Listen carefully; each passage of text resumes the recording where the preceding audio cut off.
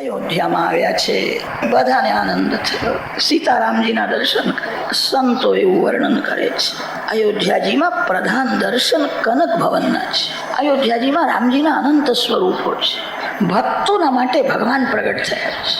મહિનો 2 મહિના અયોધ્યામાં રહે ને તો બધા સ્વરૂપોના દર્શન થાય, 2-4 દિવસમાં દર્શન થતા નથી. અનંત સ્વરૂપ છે વૃંદાવનમાં અને અયોધ્યાજીમાં ભગવાનના અનંત સ્વરૂપો છે.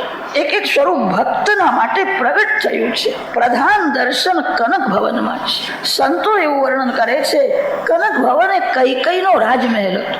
કૈકેયી ત્યારેથી હતી. સીતારામજી લગ્ન કરીને આવ્યા, પ્રથમ કૈકેયી માને વંદન કરે છે. સીતાજીને જોતા કૈકેયીને અતિ આનંદ થયો. સીતાજીને ગોદમાં લઈને બેઠી, વારંવાર નિહાળે, હું એને શું આપું? એને અતિ આનંદ થયો. પોતાનો રાજમહેલ સીતાજીને આપ્યો. કનક ભવન એ કૈકેયીનો રાજમહેલ હતો. કૈકેયી ત્યાં રહેતી હતી. સીતારામ લગ્ન કરીને આવ્યા અને કૈકેયી માતાને વંદન કરે છે. અતિ આનંદ થયો. કૈકેયીએ કહ્યું, આજથી હું એક સાધારણ ઘરમાં રહીશ, આ રાજમહેલમાં સીતારામજી ગયા. આવો કૈકેયીનો પ્રેમ. બધાને અનેક સ્વરૂપ ધારણ કરી ભગવાન એક જ સમયે મળ્યા. બધાને એવો આનંદ થયો, રામનો મારા ઉપર વિશેષ પ્રેમ. પ્રથમ મને મળ્યા, મારી સાથે વાતો કરી. એક જ સમયે બધાને મળ્યા. દશરથ રાજાએ વૈવૈના બહુ વખાણ કર્યા છે. કન્યા ઘરમાં આવે તો કન્યાના માતા પિતાના વખાણ કરો. આ પ્રેમનું બીજારોપણ છે. રાણીઓને દશરથ મહારાજ સમજાવે છે, મેં પૂર્વ જન્મમાં કઈ પુણ્ય કરેલું અને તેથી મને જનક રાજા જેવા વૈવઈ મળ્યા. એમનો વિવેક, એમની ઉદારતા, એમનું ધ્યાન, એમનો પ્રેમ હું શું વર્ણન કરું? મારી બુદ્ધિ અલ્પ છે, મારા વૈવઈમાં ગુણ અનંત છે.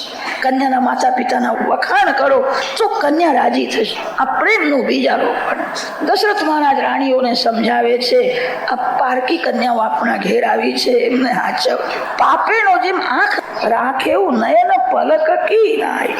એવો પ્રેમ કરો કે એમને કોઈ દિવસ પિયર યાદ આવે નહીં. એમને પિયરમાં જવાની ઈચ્છા થાય તો હું માનીશ કે તમે કઈ સાસુ પણ ગજાવ્યું હશે. પિયરને ભૂલી જાય એવો પ્રેમ કરો. બહુ લાયક છે. હું શું વર્ણન કરું? સીતારામજી ચારે ભાઈઓ લગ્ન કરીને અયોધ્યામાં આવ્યા. અયોધ્યાની પ્રજાને અતિ આનંદ થયો. રામચંદ્રજી પ્રાતઃકાલમાં ઉઠે છે, માતા પિતાને વંદન કરે છે. અયોધ્યાની પ્રજા સુખી થાય, માતા પિતાને આનંદ થાય એવી ભગવાન લીલા કરે છે. બાલકાંડની આનંદની કથા અહીંયા પરિપૂર્ણ થાય છે. અયોધ્યા કાંડનો આરંભ થાય. સંસારનો એક એવો નિયમ છે, અતિ સુખ મળે કે પછી દુઃખ આવે જ. અતિ ધન મળે, અતિ માન મળે એ સારું નથી. દશરથ મહારાજ 1-2 વાર એવું બોલ્યા હતા, આ જગતમાં મારા જેવો સુખી કોઈ નથી. અયોધ્યાનું રાજ હાથમાં છે. રામ, લક્ષ્મણ, ભરત, શત્રુઘ્ન 4 બાળકો છે. સીતાજી પુત્ર વધુ છે. મારા જેવો કોણ છે? અતિ સુખી દશરથ અયોધ્યા કાંડમાં અતિ દુઃખી થયા. આ સંસારનો નિયમ છે. ભગવાનના પિતા છે. જીવનમાં અતિ સુખ મળે સારું નથી. જીવનમાં થોડું દુઃખ હોવું જ જોઈએ. દુઃખથી જ માનવ થોડો ડાયો રહે છે. અતિ સુખ મળે તો ભાન ભૂલે છે. કેટલાક લોકો એવું સમજે છે, ઘરમાં ભગવાન બધી અનુકૂળતા કરી આપે તો પછી હું ભગવાનની ભક્તિ કરું. બધી અનુકૂળતા કોઈને મળી નથી અને કદાચ મળે તો અતિ સુખમાં જીવ ભાન ભૂલે છે, ભક્તિ કરતો નથી. જીવ જગતમાં આવે છે એ પાપ અને પુણ્ય બે લઈને આવે છે. જગી સર્વ સુખી અસા કોણ આય, વિચારી મના તુચ શોધો નિભાય. જીવ જગતમાં આવે છે એ પાપ અને પુણ્ય બે લઈને આવે છે. કોઈ જીવ એવો નથી કે એકલું પુણ્ય લઈને જ આવ્યો. બધા પાપ અને પુણ્ય બે લઈને આવે છે. પુણ્યનું ફળ છે સુખ, પુણ્યનું ફળ છે અનુકૂળતા અને પાપનું ફળ છે પ્રતિકૂળતા. થોડી પ્રતિકૂળતા રહેવાની અને પ્રતિકૂળતા રહે સારું છે. સર્વ પ્રકારની અનુકૂળતા મળે તો બુદ્ધિ બગડે છે. અતિ સુખ, અતિ સંપત્તિ અને સન્મતિ એક ઠેકાણે રહેતા નથી. અતિ સુખમાં બુદ્ધિ બગડે, અતિ સંપત્તિમાં બુદ્ધિ બગડે છે. અયોધ્યા કાંડમાં દુઃખનું વર્ણન છે. સુખ પછી દુઃખ આવે છે. જે ભગવાનના પિતા છે એમના જીવનમાં પણ દુઃખના પ્રસંગો છે. આપણા જેવાના જીવનમાં દુઃખના પ્રસંગ આવે તે શું ખોટું છે? અતિ સુખી કોઈ થાય તો કાળને સહન થતું નથી, કાળની નજર લાગે છે. માનવની નજર લાગે તો શું આશ્ચર્ય છે? કોઈને બહુ ધન મળે, માન મળે, સુખ મળે તો માનવના આંખમાં આવે તે આશ્ચર્ય નથી, કાળને પણ સહન થતું નથી. દશરથ મહારાજના સુખને કાળની નજર લાગી. અયોધ્યા કાંડમાં દશરથ મહારાજ અતિ દુઃખી થયા છે. દશરથ મહારાજ સિંહાસનમાં બેઠા છે. દશરથ મહારાજના માર્ગ છે એ થોડો વાંકો થયો છે. તે સેવક દર્પણ લઈને આવે છે અને દર્પણ સન્મુખ રાખે છે. મહારાજા દશરથને કહ્યું એકવાર દર્પણમાં મુખ જોયું. દશરથ મહારાજ દર્પણમાં મુખ જોવા લાગ્યા. વાંકો મુગટ સરળ કરી. દશરથ મહારાજ દર્પણમાં મુખ જુએ છે.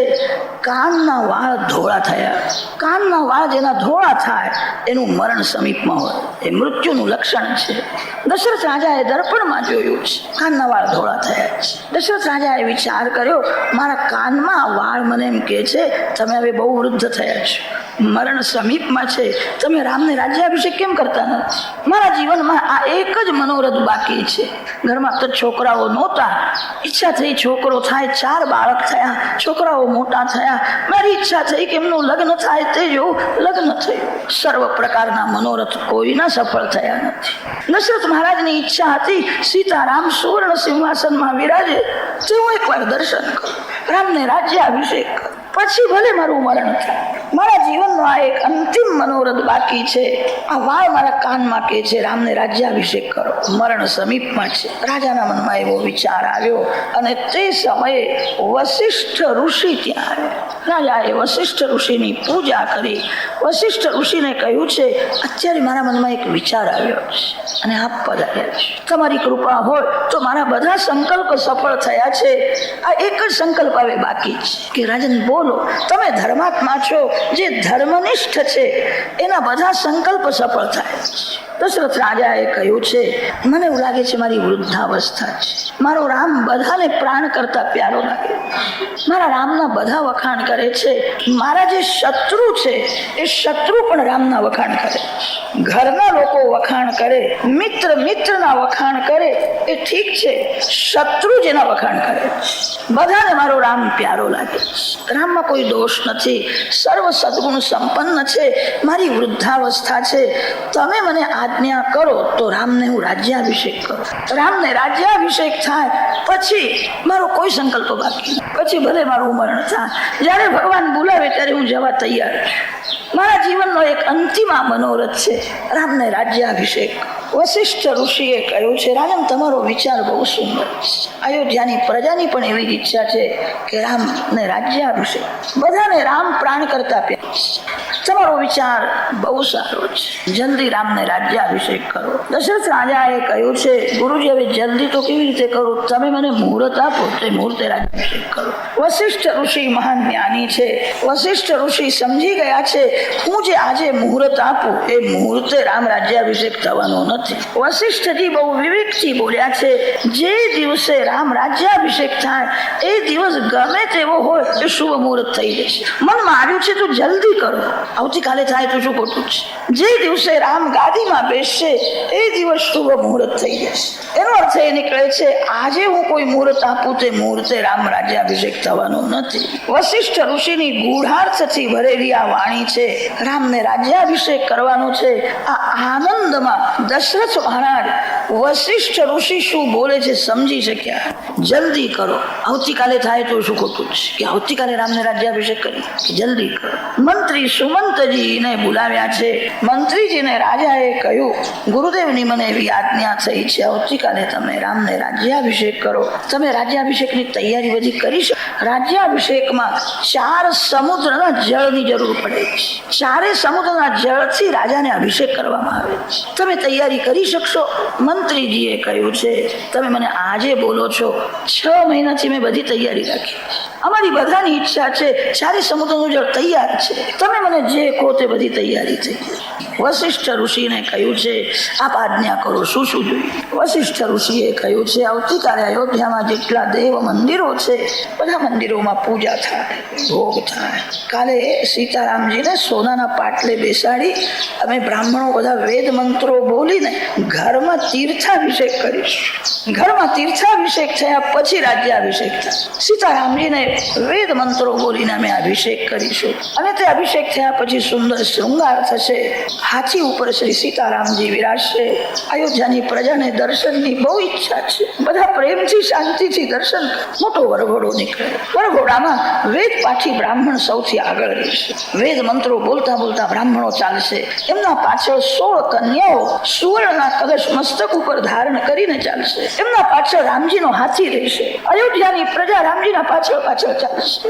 અયોધ્યામાં વરઘોડો ફરે, બધા દર્શન કરે અને પછી દરબારમાં રામને અમે રાજ્યાભિષેક કરીશું. પ્રથમ તિલક હું કરીશ. બ્રાહ્મણો વેદ મંત્રો બોલીને આશીર્વાદ આપશે. પછી રામજીનું ભાષણ થશે. મંત્રીજીએ કહ્યું છે આપ જો કહો, બધી તૈયારી છે.